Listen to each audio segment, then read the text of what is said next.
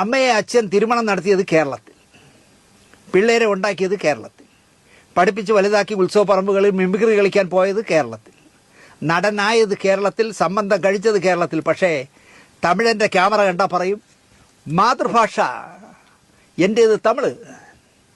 ഒരു യൂട്യൂബർ പറയുന്നത് 2 രൂപയുടെ എളിമ ഇടേണ്ടിടത്ത് 2000 രൂപയുടെ എളിമ ഇട്ടുകളയും ജയറാം എന്നാണ്. 100% നല്ല നിരീക്ഷണമാണത്. 2 രൂപയുടെ എളിമ ഇട്ടാൽ മതി. എല്ലാവർക്കും മനസ്സിലായി കാണും ഇന്നത്തെ വീഡിയോ ആരെ കുറിച്ചാണെന്ന്. ഈ പറയുന്ന ജയറാമിനെ കുറിച്ചാണ്. ഏറ്റവും കൂടുതൽ മലയാള സിനിമയിൽ ഇത്രയും എളിമ ഇടുന്ന ഒരാള് ജയറാം മാത്രമേ ഉള്ളൂ, മറ്റാരുമില്ല. എന്നുവെച്ചാൽ നമുക്ക് തോന്നിപ്പോവും അഭിനയമാണ് എന്നുള്ളത്. എന്നുവെച്ചാൽ അതിന് പല കാരണങ്ങളും ഉണ്ടേതാനും.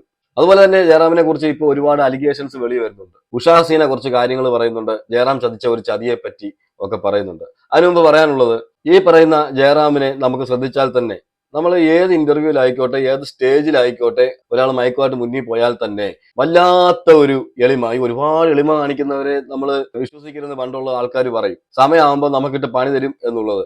അങ്ങനെ ഒരു പണി കൊടുത്തിട്ടുണ്ട് എന്നുള്ളതാണ് ഉഷാ ഹസീന ഇവിടെ പറയുന്നത്. ജയറാമിന്റെ ആ വീരസാഹസികത കഥകൾ നമുക്കൊന്ന് കേൾക്കാം. എന്നാലും നമുക്ക് ഉഷാ ഹസീന എന്താണ് പറയുന്നതെന്ന് കേൾക്കാം. ഈ ചതിയാണ് ജയറാം ചെയ്തത്. അതിവിനയവും കാര്യം കാണാൻ വേണ്ടിയിട്ടുള്ള ആളാണെന്നൊക്കെയുള്ള എനിക്ക് വ്യക്തമായിട്ട് അറിയാം. ഫേക്ക് ആയിട്ടുള്ള ആളാണ്. താങ്കളുടെ ബ്രദർ ഒരു പ്രൊഡ്യൂസറാണ്. അദ്ദേഹം ജയറാമിന്റെ മകൻ കാളിദാസിനെ വെച്ചിട്ട് ഒരു സിനിമ ചെയ്തു. ആ സിനിമ പരാജയത്തിലേക്കാണ് പോയത്. ആ സമയത്ത് ജയറാം ഒപ്പം ഉണ്ടാകും എന്നുള്ളൊരു രീതിയിലുള്ള വാർത്തകളും റിപ്പോർട്ടുകളൊക്കെ ഇപ്പൊ പുറത്തു വരുന്നുണ്ട്. എന്താണ് അതിന്റെ ഒരു സത്യാവസ്ഥ എന്ന് പറയുന്നത്? 100% സത്യസന്ധമായിട്ടുള്ള കാര്യമാണ്. ജയറാമിനെ വെച്ച് ആടുപുലിയാട്ടം, ജയറാമിന് ഒരു റീ എൻട്രി മലയാളത്തിലേക്ക് ഉണ്ടാക്കി കൊടുത്തത് ഹസീബാണ്. സൂപ്പർ ഹിറ്റായിട്ട് ഓടിയ പടമാണ്. ഹസീബുമായിട്ട് നല്ല ബന്ധവുമായിരുന്നു ജയറാം. ജയറാം എപ്പോഴും വീട്ടിൽ വരും, നിരന്തരം ഫോൺ ചെയ്യും. അവർ ഭയങ്കര കമ്പനിയായിരുന്നു. ജയറാമിന്റെ സ്വഭാവമൊക്കെ നമുക്കറിയാം. ഇതിനകത്ത് ഉഷാ ഹസീന പറയുന്നത് ഫേക്ക് ആയിട്ടുള്ള ആളാണ് എന്നുള്ളതാണ്.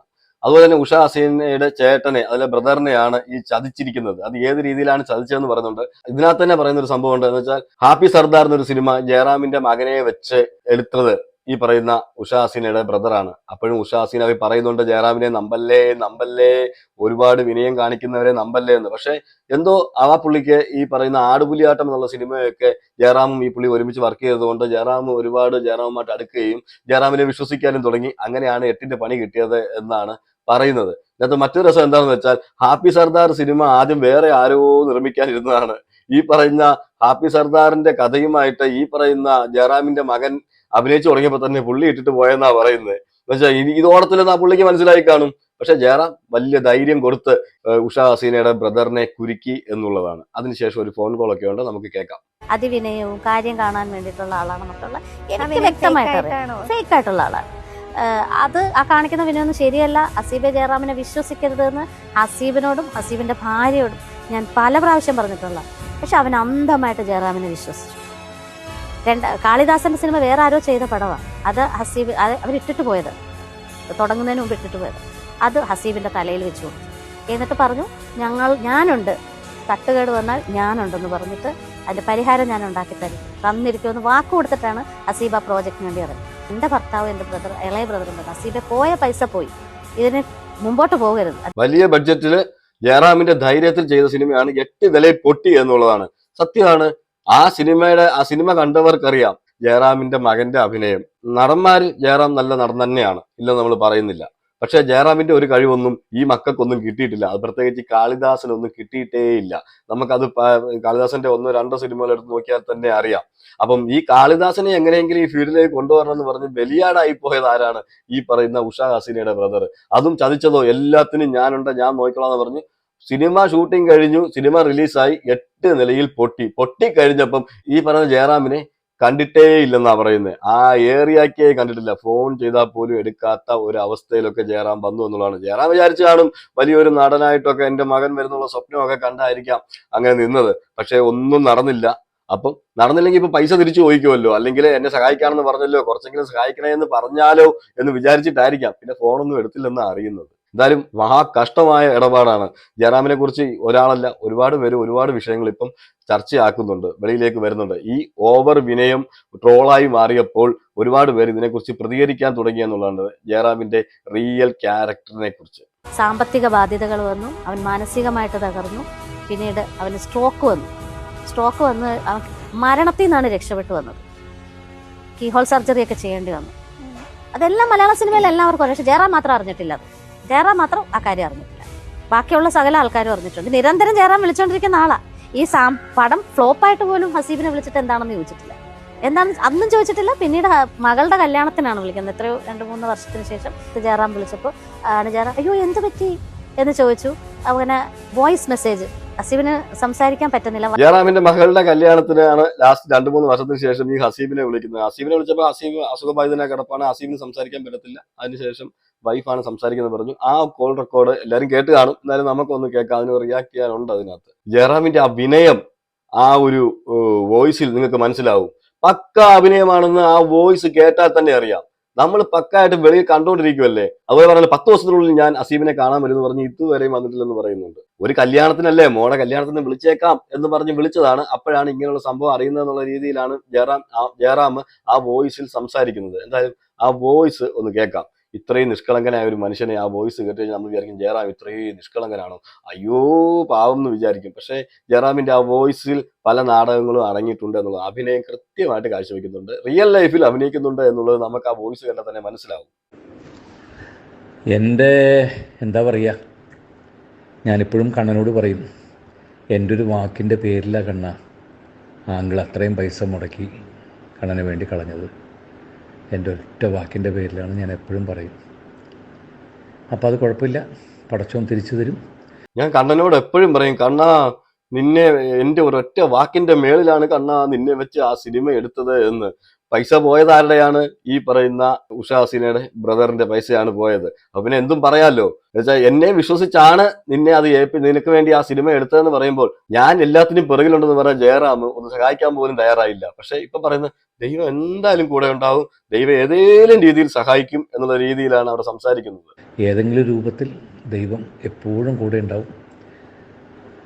എപ്പോഴും നമുക്ക് സംഭവിച്ചത് നല്ലതെന്നല്ല വിചാരിക്കുക. ചിലപ്പോൾ ഇതിൽ നിന്നായിരിക്കും വേറെ ഉണ്ടാവുക. എത്രയോ നല്ലതുകൾ ഉണ്ടാവേണ്ടത് ഇവിടെ നിന്നായിരിക്കും. എല്ലാ പ്രാർത്ഥനകളും എന്നും ഓക്കെ. ബൈ ഹസീബ്. ഹസീബ് ഒരു ലിവർ കംപ്ലൈൻറ്റ് ഉണ്ടായി എന്ന് എൻ്റെ അടുത്ത് പറഞ്ഞു.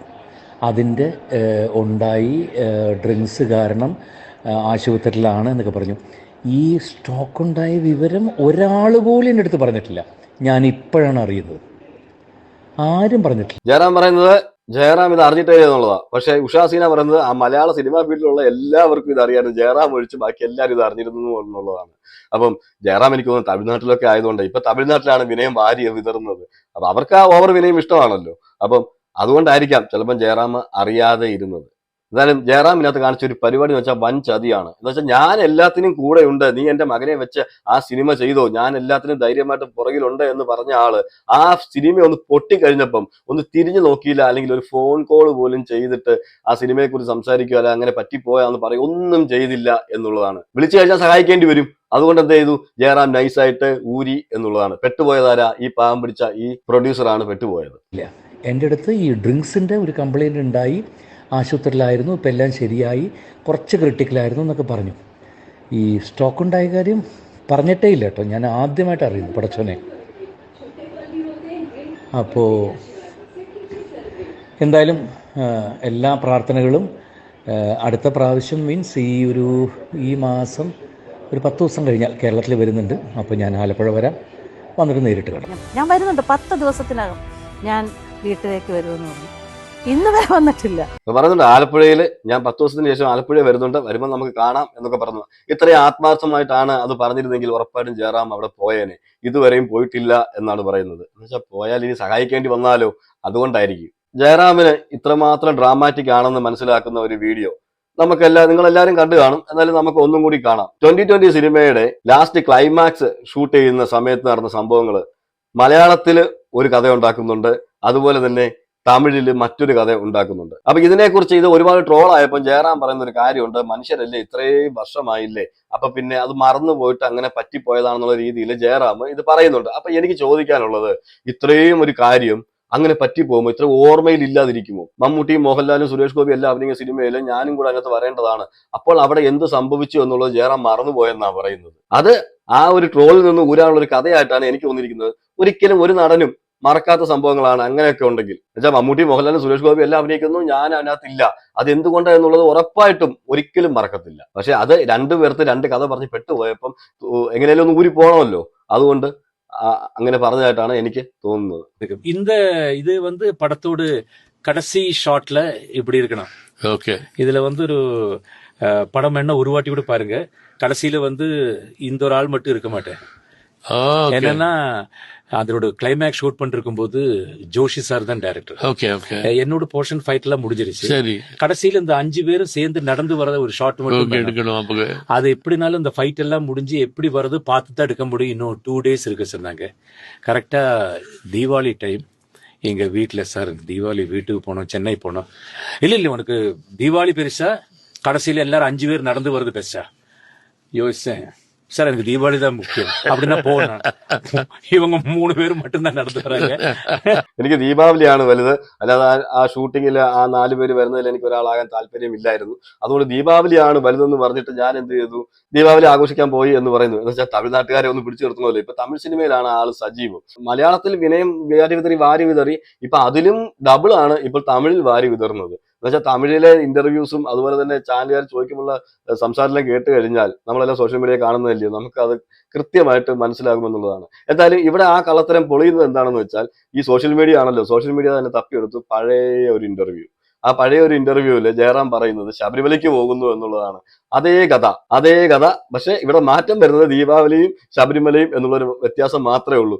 പിന്നെ ജയറാം ഈ പറയുന്ന പോലെ എന്റെ മോനെ വെച്ച് സിനിമ എടുക്കുക, ഞാൻ പുറകിലുണ്ട്, ഞാൻ ബാക്കിയെല്ലാം ഞാൻ നോക്കിക്കോളാം എന്ന് പറഞ്ഞ ആള് പിന്നെ ഫോൺ എടുക്കുകയോ വിളിക്കുകയോ ഒന്നും ചെയ്തിട്ടില്ലല്ലോ. അപ്പൊ ജയറാമിന് മറക്കാൻ എളുപ്പമായിരിക്കും, അതുകൊണ്ടായിരിക്കും, ചിലപ്പോൾ മറന്നുപോയതായിരിക്കും. എന്നുവെച്ചാൽ ജയറാം ഇതൊക്കെ മറന്നുപോകും, പെട്ടെന്ന് മറക്കുന്ന ഒരു സ്വഭാവം ഉണ്ടോ നമുക്ക് അപ്പോൾ തന്നെ മനസ്സിലായില്ലേ. പടത്തിൽ ക്ലൈമാക്സിൽ സുരേഷ് ഗോപി, ലാലേട്ടൻ എല്ലാവരോടും നടന്നു വരുന്ന ഒരു സീനുണ്ട്. അപ്പൊ അതിൽ പക്ഷെ ജയറാമേട്ടൻ മിസ്സിംഗ് ആണ്. അപ്പൊ കേൾവി കേട്ടത് ജയറാമേട്ടൻ അപ്പം ശബരിമലയ്ക്ക് പോകാനുള്ള ഒരു അന്ന് ഡേറ്റ് അതാണ് ബുക്ക് ചെയ്തത്, അതുകൊണ്ട് അതിന് പോവാൻ വേണ്ടി ഇത് വിട്ടിട്ട് അത് പോയെന്നാണ്. അത് ശരിയാണോ തെറ്റാണോ? സത്യം ശരിയാണ്. അതിങ്ങനെ ജോഷി സാറിനോട് പറഞ്ഞുകൊണ്ടിരുന്നു ഞാൻ. അപ്പോൾ എന്റെ സീനൊക്കെ കഴിഞ്ഞു, ആ ഫൈറ്റിന്റെ ഇതൊക്കെ കഴിഞ്ഞു, വെയിറ്റ് ചെയ്യടാ, നിങ്ങൾ 5 പേരും കൂടി നടന്നു വരുന്ന ആ ഷോട്ടും കൂടി എടുത്താൽ. ഞാൻ പറയും ഇങ്ങനെ സാറ് എടുക്കടാ, വൈകുന്നേരത്തുള്ള എടുക്കാന്ന് പറഞ്ഞു. അന്നങ്ങനെ പോയി വൈകുന്നേരമായിട്ട് എടുക്കാൻ പറ്റിയില്ല. അപ്പോൾ അതിനടുത്ത ദിവസമായി രാവിലെ തൊട്ട് ഞാൻ പറഞ്ഞു, സാർ എടുക്കെടുക്ക പറ്റിയത് അങ്ങനെ ഇങ്ങനെ പറഞ്ഞു അന്നും എടുക്കാൻ പറ്റിയില്ല. അപ്പം ഞാൻ പറഞ്ഞു, സാർ ഇങ്ങനെ എനിക്കവിടെ നട അടയ്ക്കുന്ന ആളെ എൻ്റെ പൂജയും എല്ലാ ദിവസവും തീരുമാനം പിന്നെ എന്റെയാണ് എടുക്കേണ്ടത്, അതിന് പോണോ അത് വേണ്ടാന്ന് വെച്ചിട്ട് ഈ 5 പേരിൽ നടന്നു വരുന്ന ഏതാണ് വലുതെന്ന് തോന്നിയപ്പോ എനിക്ക് അതാണ് വലുതെന്ന് തോന്നി അന്ന്. അതെ, കേരളത്തിൽ നിൽക്കുമ്പോൾ ശബരിമല വലുതെന്ന് തോന്നും, തമിഴ്നാട്ടിൽ പോയി കഴിഞ്ഞാൽ ദീപാവലിയാ വലുതെന്ന് തോന്നും. പക്ഷെ രണ്ടിനും ഒരേ കഥയായിപ്പോയി എന്നുള്ള ഒരു കുഴപ്പം മാത്രമേ ഉള്ളൂ. അത് രണ്ടും 2020 ആ ഒരു സീനിൽ, ആ ഒരു ക്ലൈമാക്സിൽ നടന്ന സംഭവം തന്നെ. അതിനകത്ത് വ്യത്യാസം എന്താണെന്ന് വെച്ചാൽ, മറ്റേ ഹരികൃഷ്ണൻ സിനിമയില് ചിലയിടങ്ങളിൽ മമ്മൂട്ടി കല്യാണം കഴിക്കുന്നു, ഈ പറയുന്ന ജൂഹി ചൗളയെ, ചിലയിടങ്ങളിൽ മോഹൻലാൽ കല്യാണം കഴിക്കുന്നു, ചിലയിടത്ത് ഷാറൂഖ് ഖാൻ വന്ന് കല്യാണം കഴിക്കുന്നു എന്നൊക്കെ പറഞ്ഞ് കേട്ടിട്ടില്ലേ നമ്മള്, പണ്ടത്തെ സിനിമയാണല്ലോ. അപ്പൊ അതുപോലൊരു കഥ എന്ന് വെച്ചാൽ, തമിഴ്നാട്ടിൽ നിൽക്കുമ്പോൾ തമിഴ്നാട്ടിലെ ആള്, കേരളത്തിൽ വരുമ്പോൾ കേരളത്തിലെ ആള്, ശബരിമലയും ദീപാവലിയും വെച്ചാൽ എല്ലാരും ഒന്ന് പിടിച്ചു നിർത്തണമല്ലോ. എന്തായാലും അത് പൊളിഞ്ഞു എന്നുള്ളതാണ്. അപ്പൊ എന്തായാലും ജയറാം ചതിച്ച ചതി അത് വലിയൊരു ചതിയായിരുന്നെന്ന് നമുക്ക് ആ ഉഷ ഹസീനയുടെ ആ സംസാരം കേട്ടാൽ തന്നെ അറിയാം. എന്ന് വെച്ചാൽ ആ പുള്ളി അറ്റാക്ക് വന്നിട്ട് ഹോസ്പിറ്റലിലായിട്ട് പോലും തിരിഞ്ഞു പോലും നോക്കിയില്ല എന്നാണ് പറയുന്നത്. ഹനീഫ് എന്ന് പറഞ്ഞ ഒരു നിർമ്മാതാവിനെ നമ്മുടെ ഈ പ്രോഗ്രാം കാണുന്ന എത്ര പേർക്ക് അറിയാം? പിന്നെ ആലപ്പുഴക്കാരനാണ്. നമ്മുടെ നടി ഉഷ ഹസീനയുടെ സഹോദരനാണ് ഹസീബ്. ഹസീബ് കുറച്ച് സിനിമകളുടെ നിർമ്മാതാവും സഹനിർമ്മാതാവും ഒക്കെ ആയിരുന്നു. മരിച്ചുപോയ നിസാറിനെ കൊണ്ടൊക്കെ സിനിമ ചെയ്തിരുന്നു എന്ന് തോന്നുന്നു. നല്ല ആരോഗ്യമുള്ള ചെറുപ്പക്കാരനായിരുന്നു. പെട്ടെന്ന് അസുഖബാധിതനായി പുറത്തിറങ്ങി നടക്കാൻ വയ്യാത്ത അവസ്ഥയിലാണ് ഇപ്പോ ഹസീബ്. അതിനോടൊപ്പം കോടികളുടെ ബാധ്യത തലയിലായതോടെ ഹസീബിന്റെ ജീവിതം ശരിക്കും പറഞ്ഞ ദുഃഖകയത്തിലായി എന്ന് പറയാം. ഹസീബിന്റെ ദുരിത വാർത്തകളെക്കാൾ എന്നെ നോവിച്ചത് ആപത്ത് കാലത്ത് ഒന്ന് വിളിച്ചാൽ ഫോണെടുത്ത് ഹസീബേ ഞാൻ എന്തെങ്കിലും ചെയ്യാനുണ്ടോ എന്ന് ഒരു ആശ്വാസ വാക്ക് പറയാൻ പോലും തന്നെ ചതിച്ചവൻ തയ്യാറാകുന്നില്ല എന്ന സങ്കട വർത്തമാനം കേട്ടപ്പോ ഈ സിനിമാക്കാരൊക്കെ എങ്ങനെ ഇത്രയും ചെറ്റകളാകുന്നു എന്നാണ് ഞാൻ ചിന്തിച്ചത്. ശുക്രിയ, എന്റെ നമ്പറായി എനിക്കുള്ളത് മേടിച്ചിട്ട് വരാം. ജയറാമിന്റെ മകൻ കാളിദാസ് നായകനാവുന്ന ഹാപ്പി സർദാർ മറ്റാരോ തുടങ്ങിവെച്ച സിനിമയായിരുന്നു.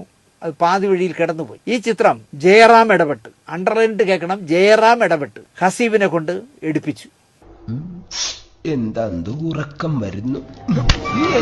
എന്തെങ്കിലും അടി പറ്റിയാൽ ഞാനില്ലേ ഹസീബെ പരിഹരിച്ചോളാമെന്ന ഉറപ്പ് ജയറാം നൽകിയത് ഒരു ഉറപ്പായി തന്നെ ഹസീബ് എടുത്തു. എന്നുവെച്ചാൽ ഈ പടം ഷൂട്ട് ചെയ്ത് പകുതി ആയപ്പോൾ ഇട്ടിട്ട് പോയെന്നാ പറയുന്നത്. പകുതി ആയപ്പോഴേ ജയറാമിന്റെ മകന്റെ അഭിനയം ഏകദേശം അവർക്ക് മനസ്സിലായി, ഇത് ഒരു നടക്ക് പോകത്തില്ലെന്നറിഞ്ഞ് അവർ ജീവനും കൊണ്ട് ഓടിയതാണ്. പക്ഷെ അത് ആരുടെയെങ്കിലും തലയിലൊന്ന് കെട്ടിവെക്കണമല്ലോ എന്നിരുന്നപ്പോഴാണ് ഈ ഹസീബിനെ കിട്ടിയത്. ഹസീബ് എന്ത് ചെയ്തു?